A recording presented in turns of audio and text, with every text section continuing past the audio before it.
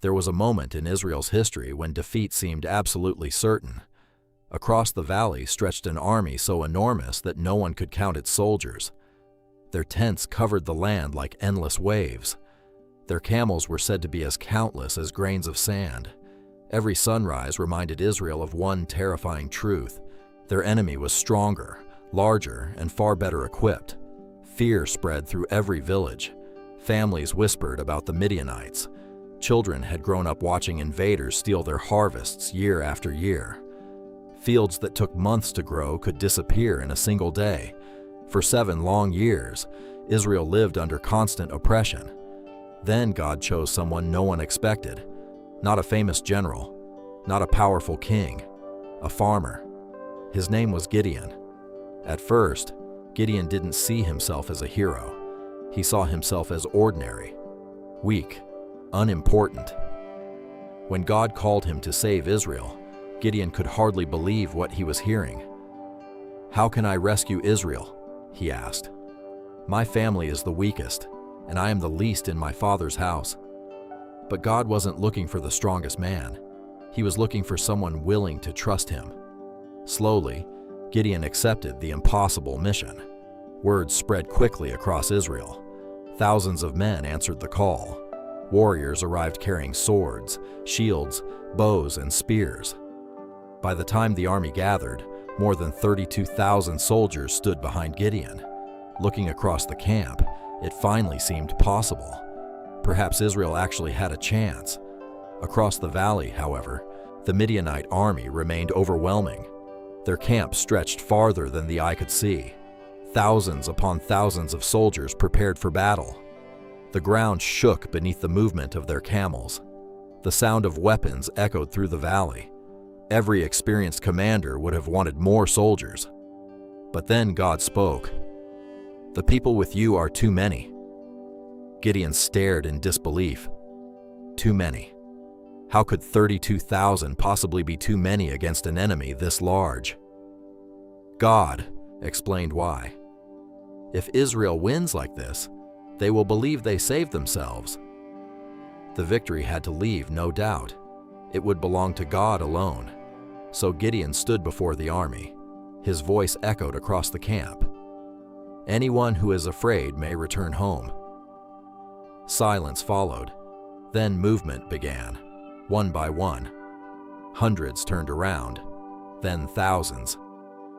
The sound of footsteps filled the valley as soldiers walked away. Gideon watched in amazement. The army became smaller, smaller, and smaller. When the counting ended, 22,000 men had gone home. Only 10,000 remained. Gideon looked across the camp. His confidence had already begun to fade, but God's voice came once again. "The army is still too large." Gideon could hardly believe it. Too large, against an enemy that seemed endless. Yet, once again, he obeyed. God instructed Gideon to bring the remaining soldiers down to the river.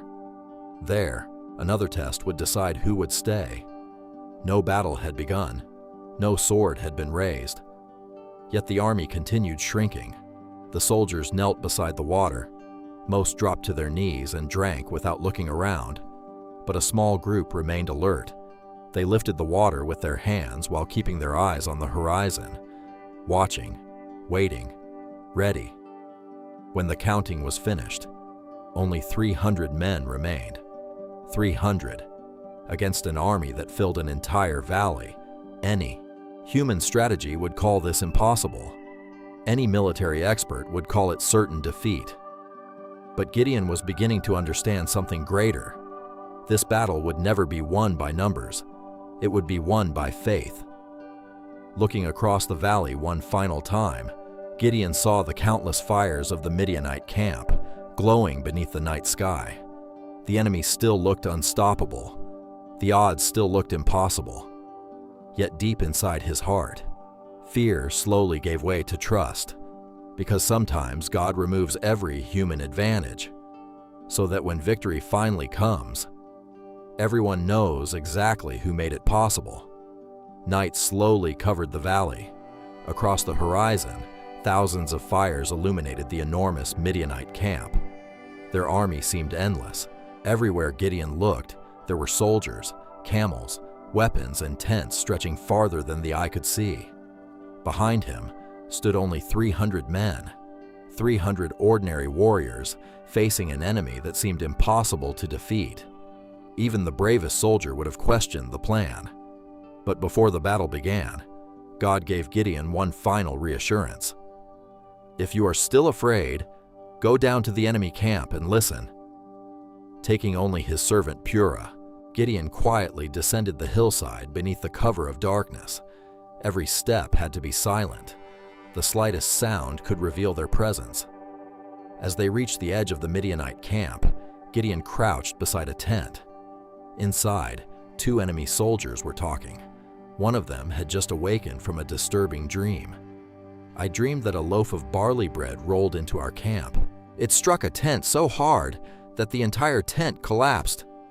The second soldier immediately answered, "This can only mean one thing. It is the sword of Gideon. God has given our entire army into his hands." Gideon's heart stopped for a moment. These words had not come from Israel. They had come from the enemy. Even before the battle began, fear had already entered the Midianite camp. Gideon fell to his knees. He thanked God quietly. Every doubt disappeared. He returned to the 300 men with completely renewed confidence.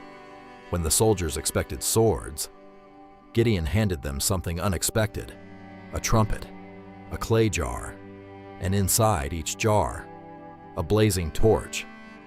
The men looked at one another in confusion. No one had ever fought a battle this way.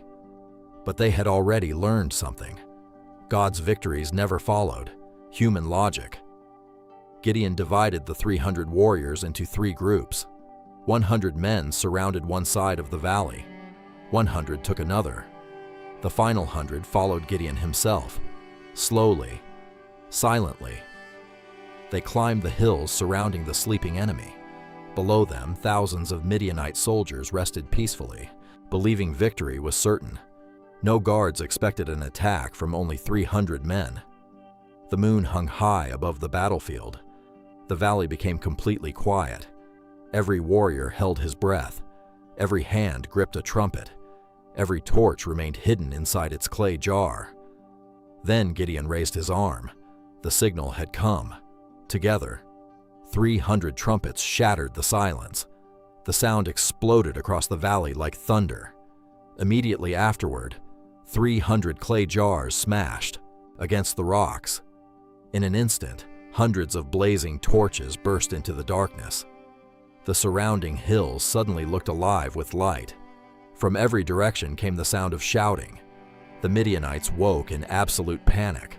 Looking up, they believed they were completely surrounded by a massive army. No one realized there were only 300 men. The confusion spread faster than fire. Camels broke loose from their ropes. Soldiers stumbled from their tents. Commanders shouted conflicting orders. Nobody knew where the enemy actually was. Fear replaced discipline. Panic replaced strategy. Before a single Israelite sword was raised, the Midianite army had already begun defeating itself. From the hillsides, Gideon watched the miracle unfold. The impossible battle had become possible, not because Israel had more soldiers, but because God had turned fear into the greatest weapon on the battlefield. The victory had already begun. The valley erupted into complete chaos. Men stumbled from their tents, unable to understand what was happening. Everywhere they looked, flames burned across the surrounding hills. Trumpets echoed from every direction, bouncing between the mountains until they sounded like the march of an enormous army. The Midianites believed they had been surrounded. Fear spread faster than any sword ever could. Commanders shouted desperate orders, but their voices disappeared beneath the thunder of confusion. Soldiers ran through the darkness, searching for enemies they could not see. Camels broke free from their ropes, racing wildly between the tents and knocking men to the ground. Then the impossible happened. In their panic, the Midianite soldiers began attacking one another. Unable to recognize friend from enemy in the darkness, they drew their swords against their own companions. The camp dissolved into complete disorder. Gideon stood silently on the hillside. He never rushed forward. He simply watched as God fulfilled exactly what he had promised. The 300 warriors remained in position. Torches still burned brightly. Trumpets continued sounding across the valley. Every echo made the enemy believe another army had arrived. Within minutes, thousands of Midianites abandoned the battlefield. Some fled into the desert. Others escaped toward the river. Many simply ran without looking back. The mighty army that had terrified Israel for years was now running from only 300 faithful men. As the first light of dawn appeared, the battlefield became quiet. The endless camp that had covered the valley only hours before now stood abandoned. Broken weapons lay scattered across the ground. Countless tents flapped gently in the morning wind. Clay jars were shattered among the rocks. Torches slowly burned out beneath the rising sun.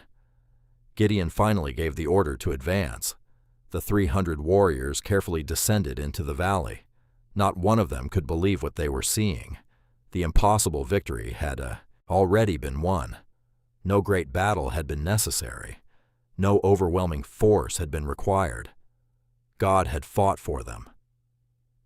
The people of Israel soon heard the incredible news. Villages that had lived in fear for 7 long years erupted with celebration. Families embraced one another. Children laughed. Songs filled the hills once again. The oppression that had stolen their harvests and their peace had finally come to an end. But Gideon understood something the rest of the nation would never forget. The miracle had not begun when the trumpet sounded. It had begun the moment he obeyed. When 22,000 soldiers walked away, he obeyed. When God reduced the army again, he obeyed. When he was handed trumpets instead of swords, he obeyed. Every impossible instruction became another step toward an impossible victory. That is why Gideon's story has survived for thousands of years. It reminds us that God often works in ways that human logic cannot understand. Sometimes, he removes our greatest strengths, so we learn where true strength really comes from. Sometimes he reduces our resources, so we discover that faith is greater than numbers. The world measures success by size, by power, by influence, but God measures something entirely different.